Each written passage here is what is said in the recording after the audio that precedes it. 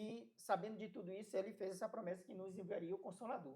E uma das funções do Espírito Santo é nos convencer. Nos convencer do quê? Do pecado.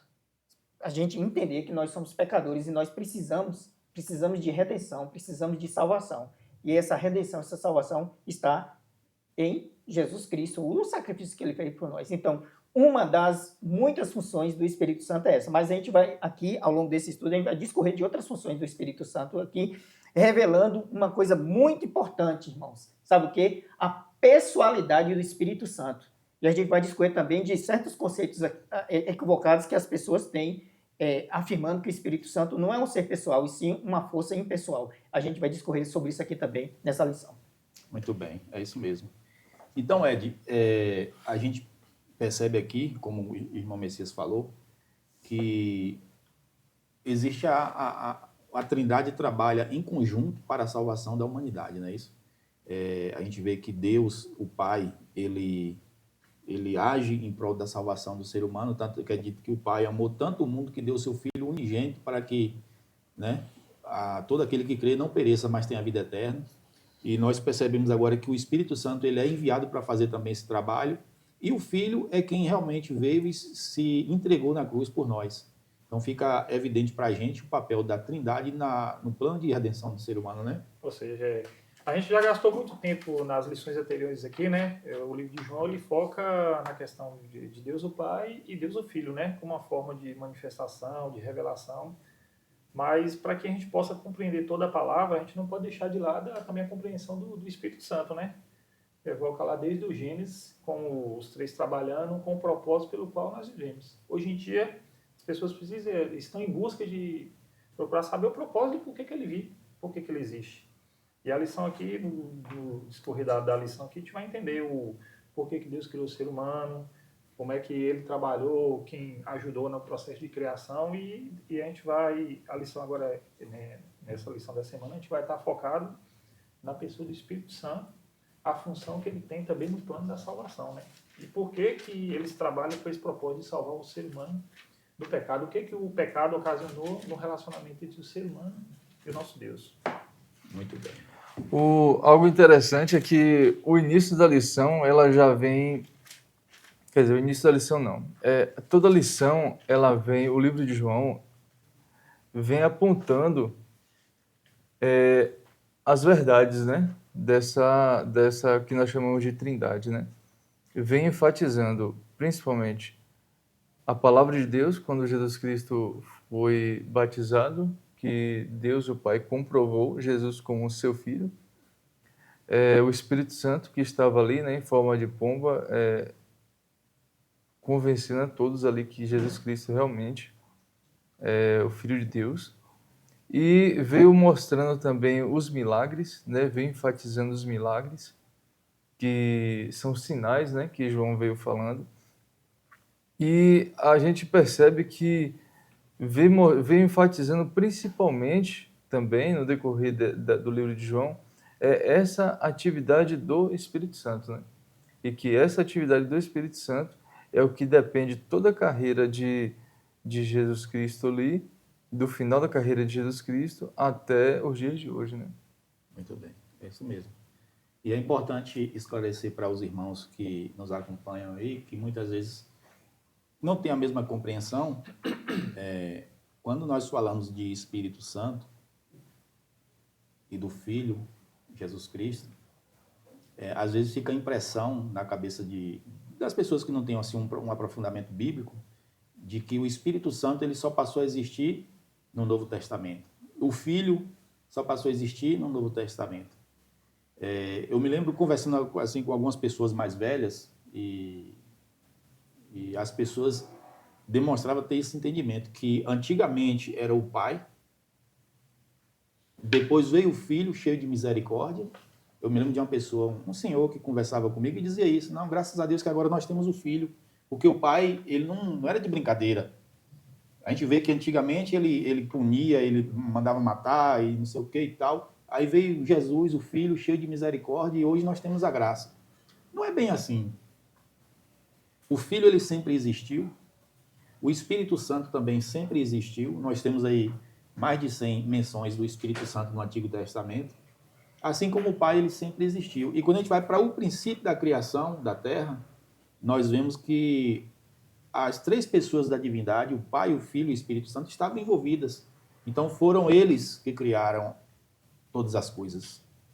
O Pai, o Filho e o Espírito Santo em unidade criaram. Agora o Pai, o Filho e o Espírito Santo em unidade, eles bolaram um plano de redenção para resgatar o ser humano que se perdeu.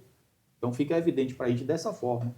Então, essa compreensão de que o Espírito Santo passou a existir após o Novo Testamento é uma compreensão equivocada. Ele sempre existiu, assim como o Filho também sempre existiu. Claro que antes ele não havia encarnado como ser humano, o Senhor Jesus, né? A parte da encarnação de Cristo como ser humano fazia parte do plano de redenção. Ele já cumpriu essa parte. Hoje ele reassumiu a sua divindade, né, que ele sempre foi Deus, mas ele se tornou homem. Após a morte e ressurreição, ele reassume plenamente a sua divindade e está no céu intercedendo por nós. Então, eu espero que tenha ficado claro para os irmãos que, de repente, não compreendiam dessa forma, porque é assim que a Bíblia nos mostra, né? E assim, Fábio, e não é porque uma narrativa ela perdurou durante muitos anos que ela seja uma verdade, Exatamente. né? Vamos supor bem aqui, durante muitos anos as pessoas acreditavam, principalmente as crianças, que se apontasse para alguma estrela ia dar verruga, né? Sim, é uma crença popular. É uma crença popular surgida na Alemanha, principalmente no período da perseguição nazista aos judeus, em que os judeus, né, com suas famílias, para não revelarem no meio da rua que eles eram judeus, as crianças, o judaísmo, ele tem a crença o seguinte: o pôr do sol é quando o sol se põe, mas também se inicia quando a primeira estrela no céu aparece. Exatamente. Então, quando as crianças chegavam o momento sabático, no final de sexta-feira, que viam a primeira estrela no céu, aí eles apontavam para a estrela do Shabat. Denunciar sua identidade. Aí, quando as crianças apontavam, os pais falavam, não aponta, porque senão vai dar verruga, para as crianças ficarem com medo de não apontar. Exatamente. Então, crescemos também com a ideia de que comer manga e beber leite Faz mal, né? faz mal. Veneno. De certa forma, se você comer a manga verde e beber o leite, não é tão legal. Mas a manga madura e você tomar o leite não tem problema nenhum. Mas isso surgiu nas senzalas com os escravos. Então, são crenças que vão surgindo. Da mesma forma, as pessoas, com o decorrer do tempo, elas tiveram interpretações equivocadas sobre a realidade do Espírito Santo. Exatamente. Né? De quem é o Espírito Santo. Pensam que o Espírito Santo é uma força mística, pensam que o Espírito Santo é para fazer revelações de dons de línguas. Isso aí pode existir, é uma atuação do Espírito Santo, realmente. Línguas de nações, né? Não essas línguas aleatórias, estranhas que ouvimos por aí. Mas isso daí não é o principal fator. As pessoas pensam que o Espírito Santo é um momento de êxtase, mas na realidade não é isso. Na realidade, o Espírito Santo, a função dele é bem maior do que essa. Como Jesus Cristo fala, é convencer do pecado, da justiça e do juízo. Exatamente. O Espírito Santo, ele tanto que essa palavra consolador, que foi traduzida em algumas versões, ela, na verdade, pode ser traduzida também como um instrutor, um guia, um auxiliador. Então, essa é a função do Espírito Santo. No plano de redenção, é interessante a gente entender que não existe diferença entre o Deus Pai, o Deus Filho e o Deus Espírito Santo. Todos três têm a mesma essência, o mesmo poder, a mesma igualdade um com o outro. Eles são três em um, em essência, né? São três pessoas distintas que compõem uma divindade que tem a mesma essência, o mesmo propósito. Então, o que o Pai é, o Filho é e o Espírito é. Eles não são inferiores nenhum do outro, são iguais. Porém, no plano de redenção, eles assumem papéis diferentes, são funções diferentes. E no plano de redenção, o Pai é aquele que envia, o Filho é o que é enviado, e o Espírito Santo é o que trabalha, vamos dizer assim, nos bastidores, é aquele que age para que o plano aconteça como foi planejado. E aí o pai, ele enviou o filho veio cumprir o seu papel de nos ensinar e também de se entregar por nós. Agora vem a vez do Espírito Santo trabalhar aqui conosco. Então isso mostra que Deus, ele nunca nos abandonou. Sempre tivemos a presença do Pai, do Filho e do Espírito Santo aqui conosco, em algum momento do decorrer da história. Então, é só questão de funcionalidade que eles assumem papéis de subordinação. O filho, ele se subordina ao pai no plano de redenção, porque ele é o enviado, foi o pai que enviou. E o Espírito Santo, ele age em função de que o plano aconteça. Então, fica assim, a impressão de que o pai é o superior, o filho é o intermediário e o Espírito Santo superior. Mas não existe isso. Apenas é uma questão de funcionalidade, não é isso? A gente até comentou em algumas lições anteriores de que o plano da salvação ele precisa ser executado em processos. São as etapas, As né? etapas, né? Então, Deus tem a sua atuação na sua etapa, Jesus tem a sua participação e o Espírito Santo tem também. Só que tem que respeitar os processos e o tempo. Só que os três, eles têm o mesmo propósito. Exatamente. Eles têm que cumprir a mesma vontade, porque e isso revela um ponto interessante, que entre os três há uma íntima ligação que não se rompe. Ela é eterna. Eles estão intimamente ligados com o propósito pelo qual eles criaram o ser humano, que é o quê? Viver, mas viver em eternidade. Só que, porém, o pecado veio e corrompeu isso. E criou esse rompimento, esse elo de ligação entre o ser humano e Deus. Então, o plano da salvação está todo baseado nisso. E a vontade dos três são essas. Religar o ser humano ao propósito original pelo qual eles fizeram lá no início. Que os três participaram na criação, tiveram a participação deles no processo. E eles estão focados nisso aqui, redimir o ser humano do pecado para que eles possam desfrutar da vida plena que eles tinham no objetivo do início. Exatamente. E na parte aqui de domingo e de segunda, que é que a gente pode comentar tudo junto, que já transcorreu tudo isso aí, a gente, igual o Fábio falou, muitos pensam que tem essa hierarquia, sabe? O pai é maior do que o filho, e o Espírito Santo, nada disso, isso aí faz parte do plano da redenção, não é? Jesus, muitas vezes, no Evangelho aqui de João, ele falou, eu e o Pai somos um, quer dizer, eles têm a mesma essência, todos eles são divinos, agora Jesus tomou a função de ser o nosso Salvador, se tornar um homem para nos salvar, para morrer por nós, para pagar o preço do nosso pecado, porque se nós, como criaturas, se a gente for pagar o preço do pecado, a gente vai morrer eternamente. O que Jesus morreu foi a morte eterna. Mas por ser Deus, ter vida em si mesmo, ele ressuscitou. Porque somente quem tem vida em si mesmo pode ressuscitar, criatura nenhuma. É tanto que anjo não poderia tomar o lugar do ser humano. E nessa parte aqui também, que Jesus e o Pai, né, que está aqui, que a gente estudou, sabe? Fala bem assim, ó, eu gostei muito, muito mesmo aqui, ó, que em Cristo a vida original, não emprestada, não derivada. Eu estava assistindo um vídeo, sabe, falando sobre essa lição aqui, que tem uma tese que fala que num certo determinado tempo da eternidade, Jesus foi gerado pelo Pai, colocando hierarquia, sabe? Hierarquia, que o Pai é maior do que Jesus.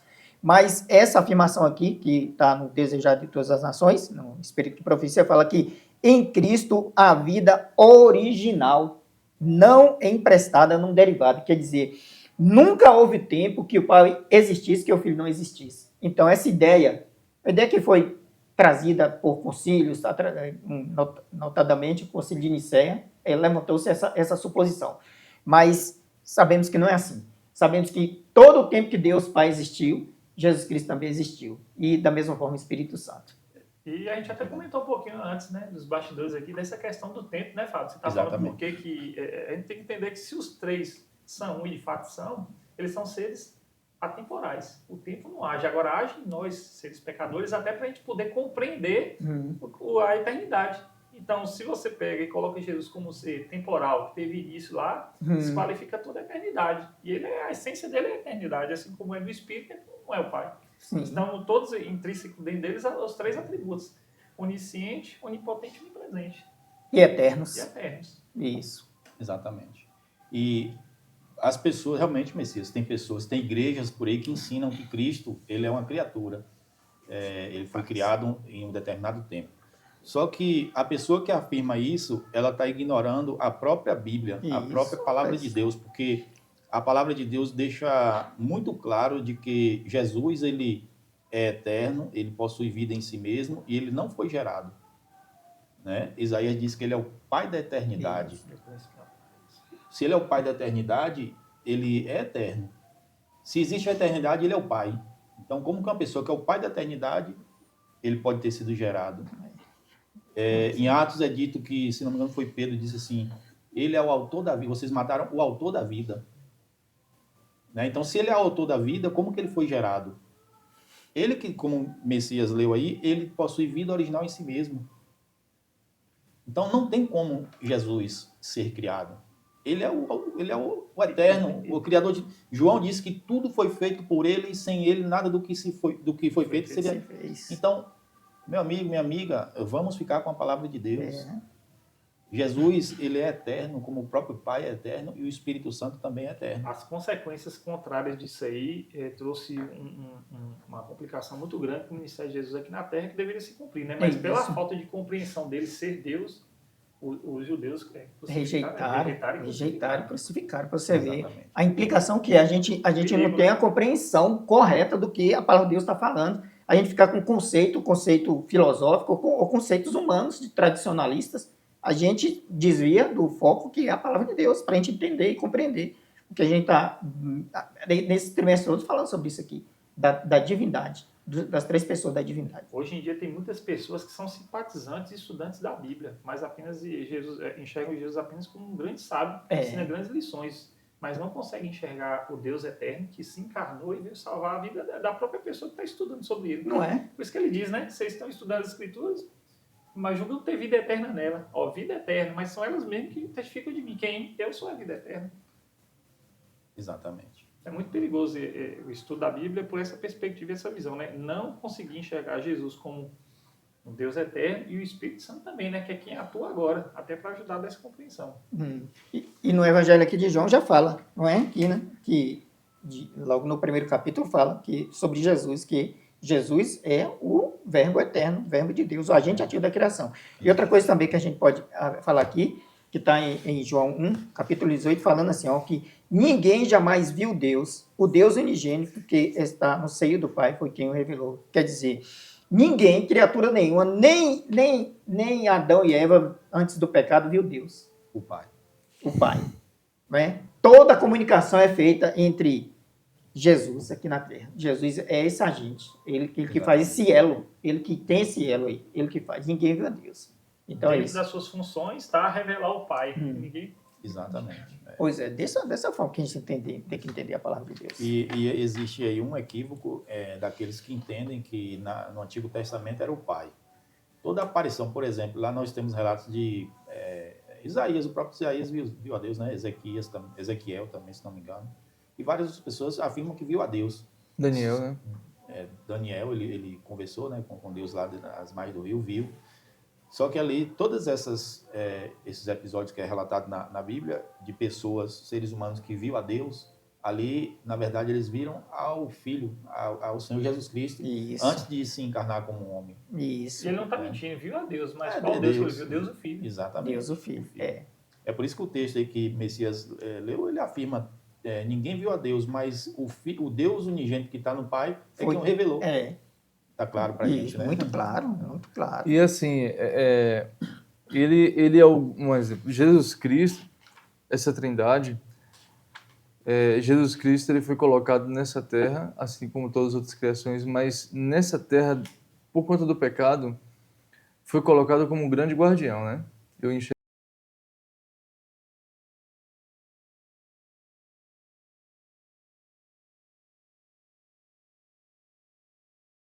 aqui, né? Tudo que vemos, eu estou falando assim, antes do pecado, né?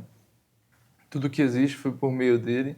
Então, assim, tudo veio por meio dele e através dele também a própria redenção. Porque se ele criou, ele deu conta de que se houvesse o pecado, ele iria morrer por isso. Exato. Né? Então, assim, se a gente diminuir Jesus Cristo de Deus para um simples profeta, ou um simples sábio, por mais que ressuscitou, então a gente tira toda a classificação de Jesus como Deus, né? E a gente não, eu acho que essa não é uma forma correta, com certeza essa daí não é uma forma correta de analisarmos a Bíblia, porque indícios existem às centenas de que Jesus Cristo, ele é o Filho de Deus, Deus. E outra coisa também, coloca em risco, porque você não aceita ele como seu salvador. Exato. Você coloca em risco sua salvação. Você não vê, não enxerga ele como seu salvador. Exato. Não vê. Você não vai enxergar como uma pessoa. E aí? Para onde vai sua salvação? E mostra pra gente, Messias, que Não é? se trata de uma estratégia de Satanás Com certeza. para tirar as pessoas do caminho da salvação. Porque É. o próprio Senhor, né, Wagner, ele afirma, Jesus Cristo afirmou, eu sou o caminho, a verdade e a vida. Ninguém vai ao Pai senão por mim. É dito também que não existe nenhum outro nome que é dado para que nós sejamos salvos, a não ser Cristo Jesus. É. Então, se você desacreditar de Cristo como o Deus que nos traz a salvação, você está abrindo mão de sua salvação. Aí você pode acreditar em Cristo ou não, a sua salvação depende dele. Independente de você acredite nele ou não, se você não crê, é dito que quem crê será salvo. Quem não crê já está condenado. Se você não crê naquele que é o único que tem vida para te dar, você está se condenando. E a gente tem que ter cuidado também, porque assim, como a gente falou que o plano e a atuação dos três são constantes, Sim. muitas pessoas acham que Jesus já veio, já fez o papel dele e acabou a atuação do Espírito Santo. Mas Jesus agora faz uma atuação muito importante agora. Por ser ele o único capaz de salvar a humanidade, ele também agora é o único que está diante de Deus, o Pai, intercedendo cada um de nós. É. E as Exatamente. pessoas substituem esse papel de Exatamente. Jesus para outras coisas ou outras pessoas. Exato. Né? E- Então isso é muito perigoso, porque somente o Filho, por Deus que deu a vida, ele disse, né, eu entrego a minha vida e retorno para mim mesmo. Então, ele é muito capaz de religar o ser humano por conta da ruptura do pecado, que tirou essa intimidade que a gente tinha com Deus. Assim como ele tem, ele diz, né, eu e o Pai somos um, a gente está intimamente ligado, eu faço a vontade dele, Isso. porque a vontade dele é a minha, esse tipo de colocações que ele fazia. Essa intimidade é o que ele deseja para o ser humano novamente. Então, somente por meio dele é que a gente pode recuperar essa intimidade que a gente tem com o Pai. E é perigoso compreender de forma diferente disso aí, né? Exatamente. E assim, a gente pensa que os sinais assim, a gente fala das revelações, como Jesus, antes de vir ao mundo encarnado, ele se revelou, né? E ele teve um momento aqui que ele se revelou como o próprio Filho de Deus. E operou um grande sinal, um grande milagre. Eu digo isso que está em Daniel, capítulo 3. Quando Nabucodonosor viu Jesus na cova dos leões, junto com Sadraque, Mesaque e Abednego. Nesse caso, na fornalha Isso, ardente. na fornalha, desculpa, desvio de E atenção. também na Cova dos Leões, que foi ele que fez a boca Isso, dos leões. exatamente.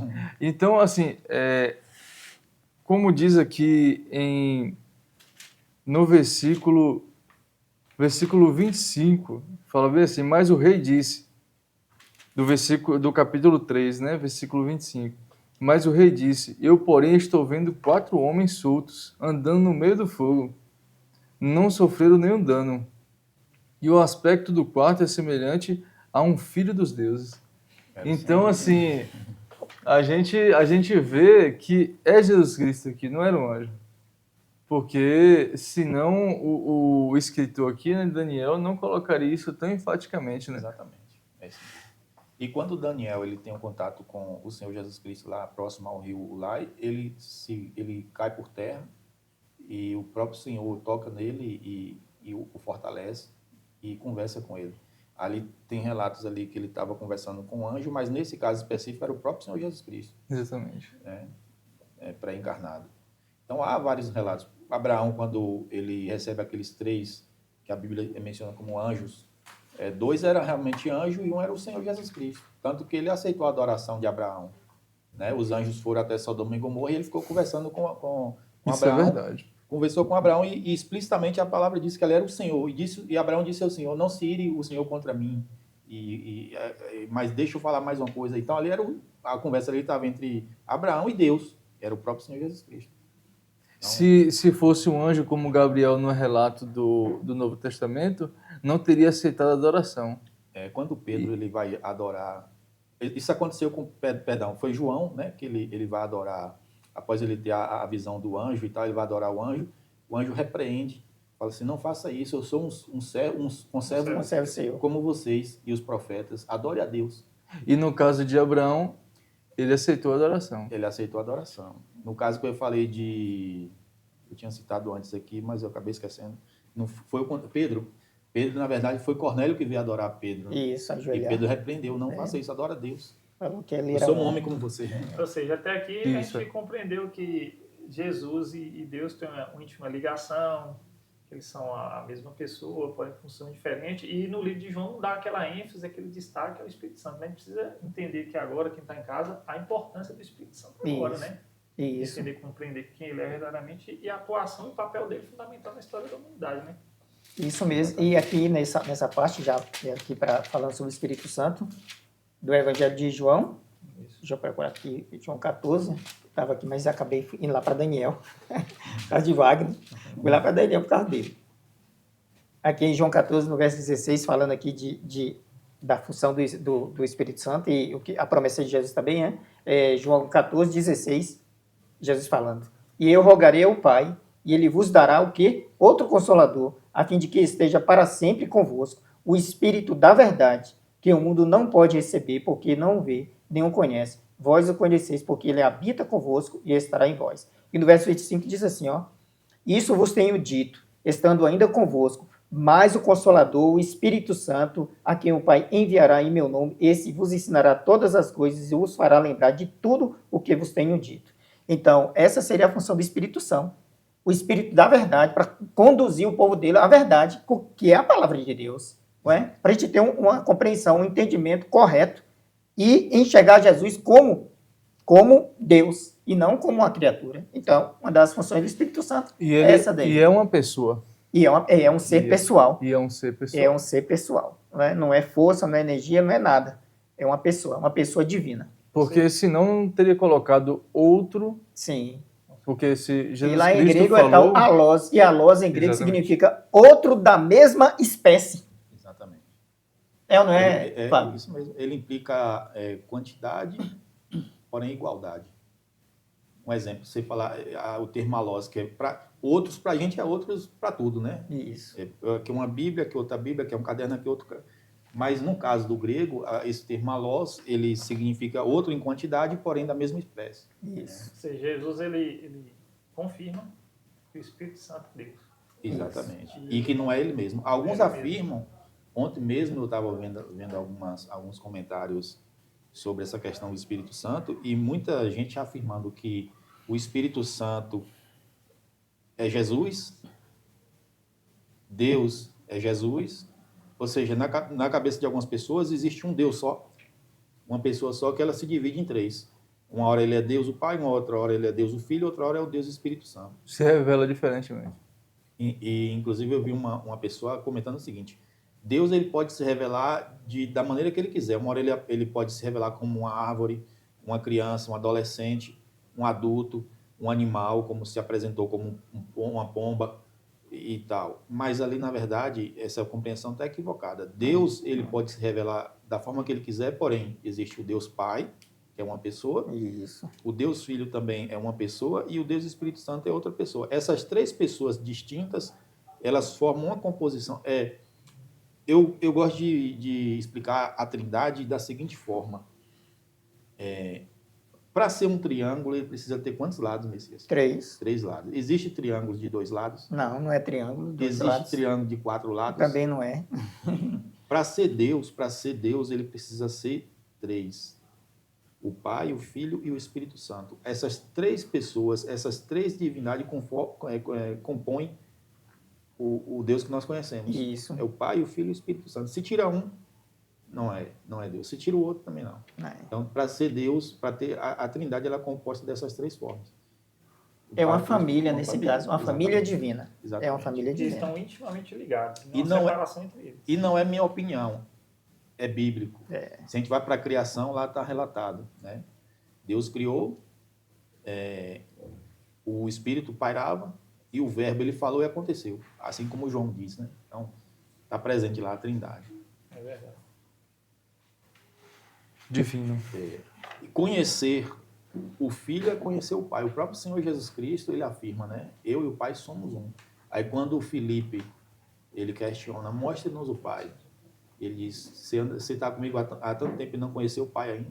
Quem me vê, vê o Pai. Então, uma evidência de que não é uma pessoa só que se divide em três, como o Messias mencionou, o batismo. No batismo está evidente ali a presença do Pai lá no céu, dizendo, esse é meu Filho amado, a presença do Filho sendo batizado e a presença do Espírito Santo que veio ungir o Filho que estava sendo batizado. Então, ali, visualmente e auditivamente, as pessoas, os seres humanos que estavam ali presentes, conseguiu enxergar as três pessoas. Isso. A voz que disse lá do céu, porque se o Pai e o Filho é um só, como assim, é uma unidade, uma pessoa só, o Filho estava ali sendo batizado, ele não poderia estar dizendo lá do céu, esse é meu Filho amado. Então havia uma segunda pessoa da divindade que estava lá no céu dizendo que aquele que estava na terra sendo batizado era seu Filho amado. E ao mesmo tempo a terceira pessoa da divindade desce para ungir o Filho. Então ali fica evidente para a gente que a Trindade é composta por três pessoas. E também não tem como uma pessoa só se relacionar consigo mesmo. Exatamente. Mas pelo menos existe mais um. Aí seria uma psicopatia, né? E parece que tem muitos psicopatas por aí. Pega o princípio do propósito, né, da vida, que é relacionamento. É igual eu lembrei de um colega meu que fala assim, ó, eu tenho uma empresa, eu mesmo sou o gerente, o funcionário e sou tudo. Então, se você me ver conversando sozinho, eu estou em reunião. Eu tô quase desse jeito aí.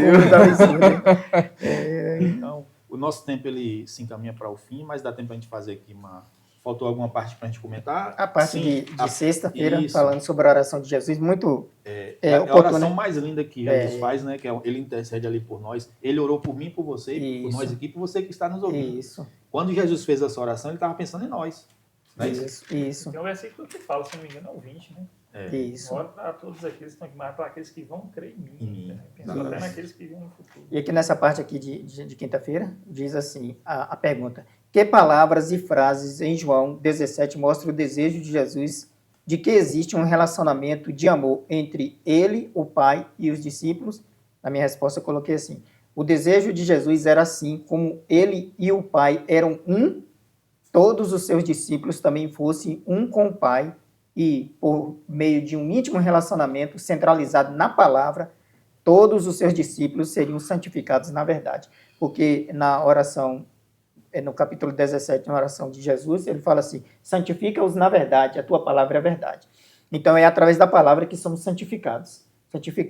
E quem traz isso a nós é o Espírito Santo, que é o Consolador, que ele veio aqui para nos direcionar a essa verdade, impedir que a gente distorça a verdade em falsas compreensões e que a gente segue no caminho que a Bíblia está nos apontando, que é o caminho da nossa salvação e enxergar as coisas como deve ser pela ótica bíblica, né? Então, a palavra de Deus, a gente tem que ter uma cosmovisão bíblica, não uma cosmovisão filosófica ou tradicionalista. A gente tem que ter essa cosmovisão para a gente entender todo o conceito e a gente nos firmar na verdade que salva, que liberta, e garantir a nossa salvação através dos méritos de Jesus. Muito bem.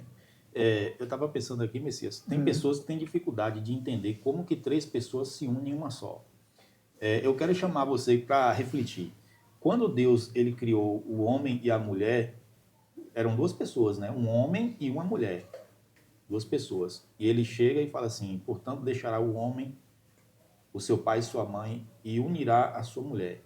E os dois tornar-se-ão uma só carne. Então, um homem e a mulher, duas pessoas, se unem e se tornam uma só carne.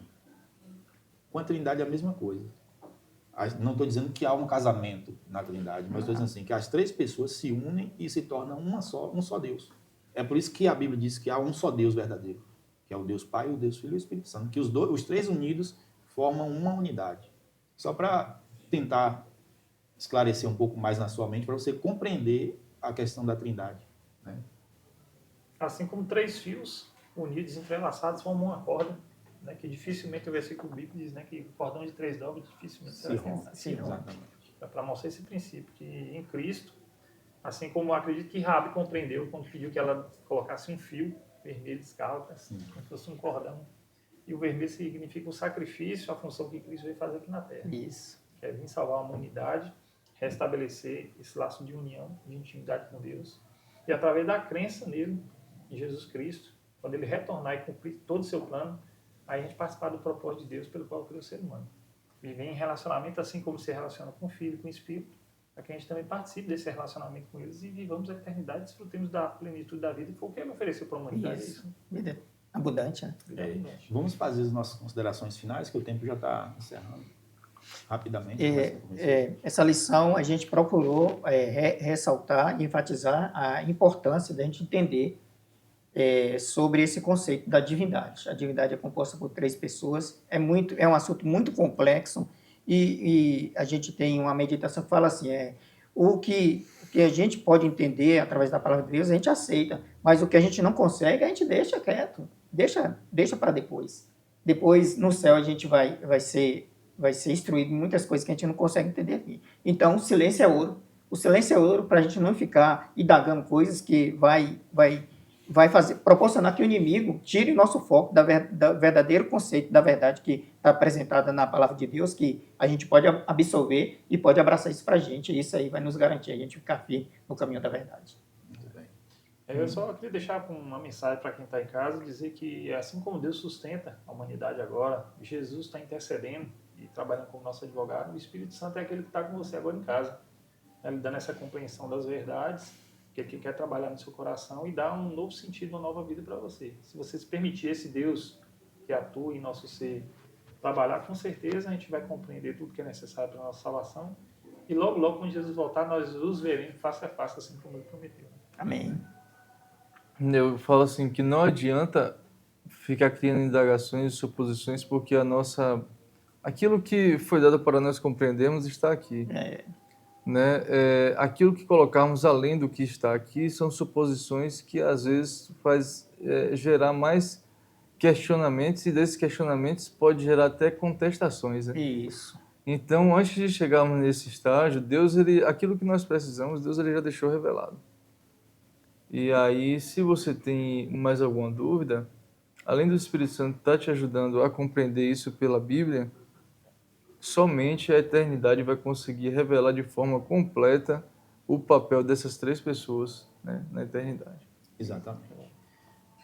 Cristo afirmou que ele é a luz do mundo, e a luz é quem traz a nossa visão para ver e enxergar as coisas que Deus criou, e revela o próprio Deus. Então, deixa a luz de Cristo brilhar no seu coração e na sua mente, que você vai enxergar. Aquilo que a gente não entende, é Deus que traz a luz do conhecimento para a gente. Né? Por isso que é dito que a sabedoria do justo é como a luz da aurora, que começa fraquinha e vai brilhando até que se torna dia perfeito. Deixa Deus agir como a luz da aurora na sua vida, que você vai entender todas as questões que você ainda não entende. E aquilo que você não conseguir entender, Deus vai te revelar na eternidade. Né? Então, que Deus abençoe você e sua família. Muito obrigado pela sua companhia e até o próximo estudo.